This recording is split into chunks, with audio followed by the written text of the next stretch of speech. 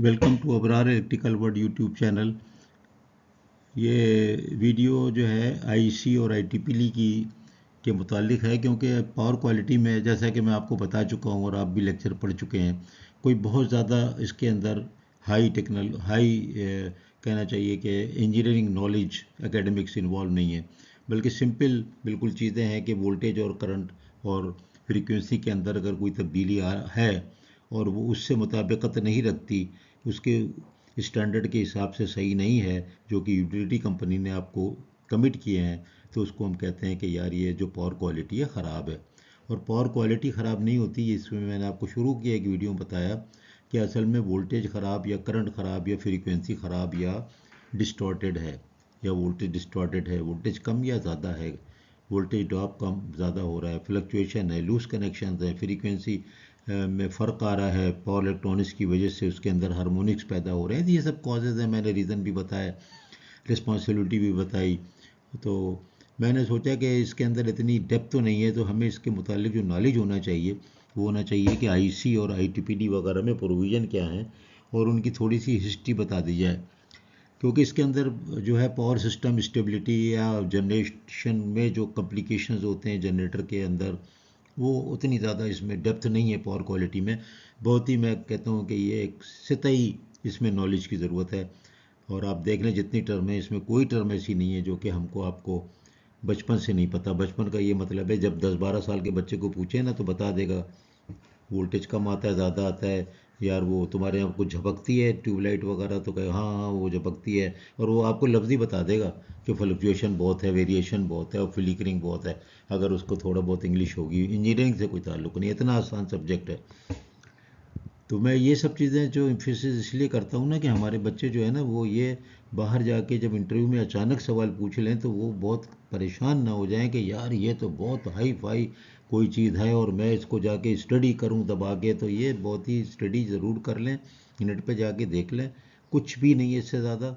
लेकिन topic hot है, topic hot है, टॉपिक इम्पोर्टेंट है, टॉपिक पे सवाल जो है इंटरव्यू में पूछे जाएंगे, इस्तेमाल करना पड़ेगा, इक्विपमेंट ख़रीदना पड़ेगा, इक्विपमेंट ख़रीदना चाहिए। पाकिस्तान में कहीं पर भी नहीं है कोई इक्विपमेंट, कोई डिस्को ना मॉनिटर कर रही है ना कोई के इलेक्ट्रिक मॉनिटर कर रही है, उल्टी सीधी जो भी बिजली है वो आपको पहुंच रही है। लेकिन कसूर जो है डिस्कोस का नहीं है, कसूर नेपरा का नहीं है, कसूर के इलेक्ट्रिक का नहीं है, कसूर जो है वो मैन्युफैक्चरर और कस्टमर कंज्यूमर का है और बनाने वालों का है और गवर्नमेंट का है कि गवर्नमेंट जो है वो कंट्रोल उनको नहीं कर रही है ख़राब इक्विपमेंट को।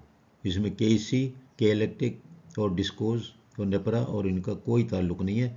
ये ताल्लुक़ है पाकिस्तान स्टैंडर्ड इंस्टीट्यूशन का, और ये ताल्लुक़ है पाकिस्तान इंजीनियरिंग काउंसिल का, और ये ताल्लुक़ है साइंस की मिनिस्ट्री का कि वो अपनी जिम्मेदारियां पूरी नहीं कर रहे हैं। और ये पाकिस्तान के लिए ट्रू नहीं है, ये थर्ड वर्ल्ड के सारे कंट्रीज़ के लिए ट्रू है, इंडिया के लिए भी ट्रू है, बांग्लादेश के लिए भी ट्रू है। एनी हाउ ये स्टैंडर्ड को समझना बहुत ज़रूरी है, क्योंकि आप कंसल्टेंट हैं, यूटिलिटी में अगर हैं तो आपको सामान ख़रीदना है तो आपको पता होना चाहिए स्टैंडर्ड के बारे में। देखिए दो स्टैंडर्ड मेन है तो मैंने बयान करने की कोशिश की है, बयान तो नहीं किया बल्कि कहना चाहिए कि उनकी अंदर क्या प्रोविज़न्स हैं वो मैंने बताएं, ताकि आपको थोड़ा सा ढूंढने में आसानी हो जाए। अगर आप किसी ऐसे इन्वायरमेंट में हैं जहाँ पर अमेरिकन स्टैंडर्ड चल रहे हैं, नॉर्थ अमेरिकन, तो जैसे कि सऊदी अरब वगैरह में भी हो सकता है, यूएई में भी हो सकता है, हालांकि वो दोनों चीज़ें वहाँ पर हैं, हमारे यहाँ भी दोनों चीज़ें इस्तेमाल होती हैं, तो आपको थोड़ी बहुत मालूमात रहे कि क्या क्या उनके अंदर प्रोविज़न है, और अब उस पर्टिकुलर पे जा कर के आप सर्च कर लें गूगल पे और फिर थोड़ा बहुत नॉलेज हासिल कर लें। इस इस वजह से मैंने ये वीडियो बनाई है। बहुत एक्सप्लेनेशन की ज़रूरत नहीं है, मैंने हेडिंग्स लगाई हैं, देख लीजिए, आप रोक के भी देख सकते हैं और आप प्रिंट भी कर सकते हैं। अब देखें ये आईसी और इसके जो दूसरे स्टैंडर्ड है ना, जो कि 61 फोर ज़ीरोज़ के अलावा जो स्टैंडर्ड है वो भी इसमें मेंशन किए हैं, जिनका ताल्लुक किसी तरह डायरेक्टली और इनडायरेक्टली जो है वो क्वालिटी से। मिसाल के तौर पे ये जो SCMI देखें आप, ये क्या इंटरनेशनल स्टैंडर्ड जो है, ये किस लिए है, ये semiconductor equipment and material international, ये इसके तहत ये है। और ये worldwide conductor photovoltaic cell और ये सारों के ऊपर अप्लीकेबल है। तो हमारे यहाँ कहाँ किसी ने ये नाम सुना है ACMI का? हमारे जो आ रहे हैं एक से एक पुराने लैपटॉप खरीद के हम लगा रहे हैं, एक से एक पुराने इन्वर्टर लगा रहे हैं। हम समझते हैं बड़े पैसे बच गए, पैसे तो बच गए हैं, अच्छी बात है, लेकिन हम सब उसमें पावर क्वालिटी को ख़राब करने में हमारा हिस्सा अपना डाल रहे हैं। ये देखिए एनसाई है, नीमा है, ये जो नीमा है, ये मैन्युफैक्चरर जो हैं, ये ये जो है इलेक्ट्रिकल मैन्युफैक्चरिंग एसोसिएशन है नॉर्थ अमेरिकन।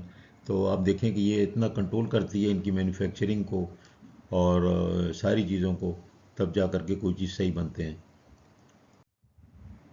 तो ये बहुत इम्पोर्टेंट इस लिहाज से है कि अगर आपको ये हिस्ट्री थोड़ी बहुत पता है, आपको उनके मुतालिक आगाही है, जनरल नॉलेज है, तो आप जब इक्विपमेंट ख़रीदते हैं या आप कोई मैन्युफैक्चरर आपके पास इक्विपमेंट लेके आता है, तो आप उनको फ़ौरन नेट पे सर्च करके उनकी डिटेलिंग हासिल करके, या अगर आप बड़ी कंपनी में हैं तो अपनी मैनेजमेंट को कह सकते हैं कि यूटिलिटी कंपनी ख़ास तौर पे, कि आप ये स्टैंडर्ड जो इसमें मेंशन मैंने किए हैं मुख्तलिफ तरफ से जमा करके उनको ख़रीद ले, उनको ख़रीद ले। या ऑनलाइन एक्सेस भी आजकल होता है, ऑनलाइन एक्सेस लाइब्रेरीज़ का ले ले जहाँ पर ये अवेलेबल हो, IEEE की लाइब्रेरी में भी होते हैं, तो उन पर इतनी कॉस्ट नहीं आती, क्योंकि देखो यूटिलिटी कंपनी का बजट जो है वो तो अरबों रुपए में होता है। या आपका बड़ी कंसल्टिंग कंपनी में है तो उनको भी कहें कि यार ये सर ये इक्विपमेंट ख़रीद लें। तो ये इसका मकसद है मेनली। इसमें कोई ऐसी बहुत ज़बरदस्त नॉलेज आपको नहीं मिल रही है, लेकिन आपको ये मिल रहा है कि कौन कौन से स्टैंडर्ड अप्लीकेबल हैं, उनमें क्या क्या कवरेज है। अब मैंने ये देखें डिटेल में इसको हैंडल किया है, और डिटेल का यही मतलब है कि मैंने उसके अंदर आपको ये बताया है कि मुख्तलिफ नंबर जो है वो क्या क्या चीज़ें कवर करते हैं। सेम स्टैंडर्ड में 61,000-4 में आप देखेंगे आगे अलग अलग। आपको 30 जो है वो टेस्टिंग एंड मेजरमेंट टेक्निक्स है। आप देखें फिर ये क्लॉजेस कंटिन्यू में 4 देखें कॉमन है, 7 लगा हुआ है तो ये मॉनिटरिंग हार्मोनिक्स के लिए है। फिर देख लें 15 लगा हुआ है तो ये फ्लिकर मॉनिटरिंग के लिए ये वाला स्टैंडर्ड का पार्ट हो गया, 61,000 का पार्ट हो गया, ये मैंने बताया इसमें।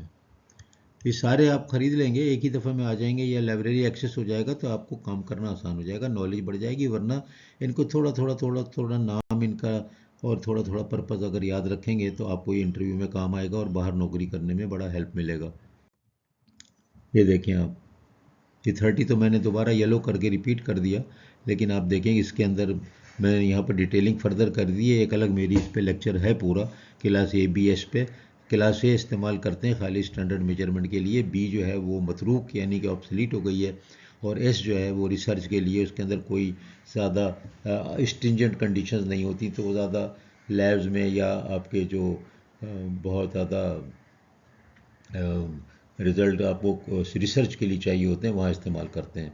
क्लास S जो है, B जो है वो इसका इतना इस्तेमाल नहीं है। यानी हमें जो याद रखना है, हमें आपको जो हम उसमें हैं कहना चाहिए कि फील्ड में, तो हमें क्लास A पे कंसंट्रेट करना चाहिए। क्लास B जो है ये परफॉर्मेंस मैंने लिख दिया है क्योंकि मालूमात होने में हर्ज नहीं है, लेकिन ये समझ लें कि ये ऑब्सलीट है, इसकी अब ज़रूरत नहीं है इसको याद रखने की। तो सिर्फ क्लास A पे कंसंट्रेट करें। सारे इंस्ट्रूमेंट उस पर बनाए जाते हैं मॉनिटरिंग के लिए, एनालिसिस के लिए, जिसके ऊपर क्लेम हो सकता है, जिस पे मुकदमा हो सकता है, लॉसूट हो सकता है। पाकिस्तान में तो नहीं है, लेकिन जब आप किसी और कंपनी में काम करेंगे तो वहाँ पर ये चीज़ें बाहर के मुल्कों के लिए करेंगे, अगर यहाँ से बैठ के तो भी आपको मालूम होना चाहिए। अब देखो ये IEEE की मैंने दे दिया, IEEE में भी देखें आप मुख्तलिफ सेक्शंस हैं, मुख्तलिफ इनकी कमेटी वर्किंग ग्रुप होते हैं, वही मैंने इसके अंदर लिख दिया है। सिर्फ पर्पज़ इस वाली वीडियो का यही है कि आपको एक जनरल मालूमात हासिल का हो जाए, और आपको ज़रूरी है as a consultant, as a field engineer, और जब आप डिसीशन मेकिंग लेवल पे होंगे तो उस वक्त तो बहुत ज़रूरी है, क्योंकि मैन्युफैक्चरर जो है वो कुछ भी बता रहा होगा आपको और आपको कह रहा होगा कि ये इक्विवेलेंट है, ये है। इक्विवेलेंसी में मत जाए, इक्विवेलेंटी की डिफिनेशन बड़ी अजीब व गरीब होती हैं। जिस स्टैंडर्ड पे बना हो उसी स्टैंडर्ड के उसी पार्ट को हमेशा चेक करें, और उस पर ज़रूर देखें कि वो वर्जन कब का है, यानी उसका अपडेटेड है, यानी लेटेस्ट है कि नहीं है, ईयर भी देखें, तब जाके आपको सही पता चलेगा। अब इक्विवेलेंसी पे मत जाए। इक्विवेलेंसी तो है ना, ओ लेवल बराबर है मैट्रिक के, तो ठीक हो गया, लेकिन ऐसे इक्विवेलेंसी तो नहीं है ना। इक्विवेलेंसी की कमेटी है बोर्ड की, वो फैसला करती है कौन से सब्जेक्ट पढ़े हैं नहीं पढ़े हैं। तो इस तरह से उसको देखा जाता है। इक्विवेलेंसी पे नहीं जाए, इक्विवेलेंसी हम आप नहीं कर सकते, उस पर कभी फैसला ना करें। अगर आपको फैसला करना है ना इक्विपमेंट लेने का, कोई कह रहा है IC 61,000 है लेकिन ये मैंने मंगाया है रशिया से और ये देखें ये कागज़ है, this is equivalent to this this this, कभी उस पर ना जाएं आप वो सारी वैल्यूज़ को उसके चार्ट बनाएं डबल, और एक दफ़ा IC की लिखें, और उसके बाद वो जो कोई अगर स्टैंडर्ड कहीं और मुल्क का है, रशियन, रोमानियन, फलाना, चाइनीज़, तो वो लिखें और उसके आगे सारी वैल्यूज़ को देखें। फिर आप देखें कि वो मैच करती हैं तो ठीक है, नहीं करती हैं तो उस इक्विपमेंट को फिर आप उससे डिस्कशन करें कि भाई ये हमें दूसरा चाहिए या इसमें ये अमेंडमेंट करें या ये जो भी करें। ज़रूरी नहीं है कि फौरी रिजेक्ट करें। कोई चीज़ें होती हैं जिस पे बिल्कुल ही टॉलरेंस नहीं होती, सौदेबाजी कोई ऐसी होती है कि आप उस पर थोड़ा बहुत लचक दिखा सकते हैं। तो बहुत ज़्यादा इंजीनियरिंग में सख्त होने की ज़रूरत नहीं है कि नहीं बस ये डॉट टू डॉट मिलाओ, देखना भी है कौन सी चीज़ की बात हो रही है। ये देखो IEEE के मैंने सब दे दिए हैं यहाँ पर, वर्किंग ग्रुपों के नंबर दे दिए हैं, इनसे जाएंगे सर्च करेंगे तो आपको डिटेल मिलेगी। तो ये मैंने सिर्फ एक ही हिस्ट्री और अवेलेबिलिटी और जनरल नॉलेज के लिए बनाई है, और पावर क्वालिटी के जो इंजीनियर्स हैं जिनको वाकई उनसे वास्ता पड़ रहा है तो ज़रूर इस पे जा कर के चीज़ों को देखें और करें। बहुत बहुत शुक्रिया आपका। शेयर कर दें, सब्सक्राइब कर दें, नए इंजीनियरों को ज़रूर बताएं। आपका शुक्रिया।